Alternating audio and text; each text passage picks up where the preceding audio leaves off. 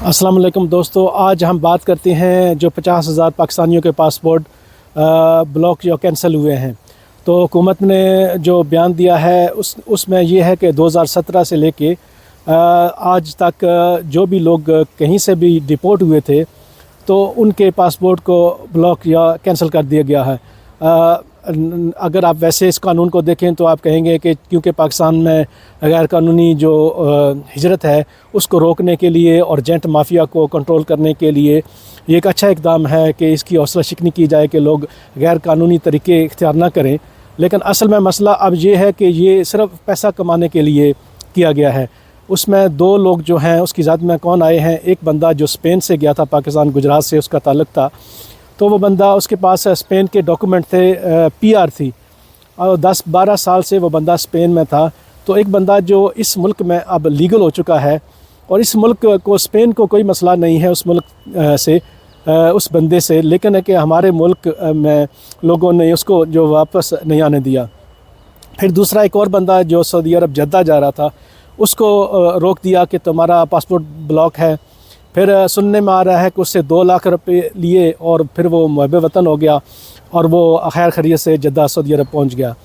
मसला ये है कि बदकिस्मती है कि हम ओवरसीज़ पाकिस्तानी जो पाकिस्तान की रियासत को इस वक्त चला रहे हैं पिछले कई सालों से, और यही वो एक वाहिद लोग हैं जो इसको सिर्फ दे रहे हैं और इससे ले कुछ नहीं रहे। अब पाकिस्तान की मईशत 30 अरब डॉलर जो सालाना ओवरसीज़ पाकिस्तानियों की जो पैसे भेजते हैं उससे चल रही है। लेकिन के बजाय इसके कि वो ओवरसीज़ को कोई सहूलत दें, कोई इज़्ज़त नफ्स दें, आप एयरपोर्ट पे उतरें, बस फिर आपके इर्द गिर्द भेड़िए जो हैं वो आपके इर्द गिर्द आ जाएंगे।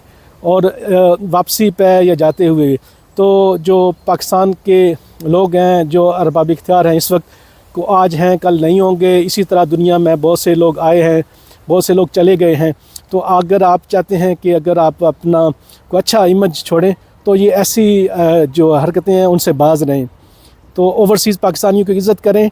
पाकिस्तान का वो वाहिद इदारा, इसको ये 1 करोड़ ओवरसीज़ पाकिस्तानी हैं जो आपको पैसे देते हैं, जो आपका सबसे मुनाफा बख्श जो है इदारा, आप किसको इदारा कह लें। 1 करोड़ लोग आपके मुल्क को इस वक्त चला रहे हैं, 30 अरब डॉलर।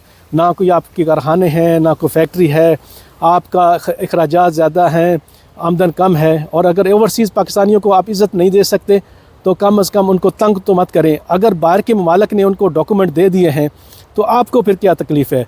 यानी ये माशरा, आपका मगरब का माशरा आपके ओवरसीज़ लोगों को एक्सेप्ट कर रहा है, या नेशनलिटी भी दे रहा है, उनको परमानेंट रेजिडेंस भी दे रहा है, उनको डॉक्यूमेंट भी दे रहा है।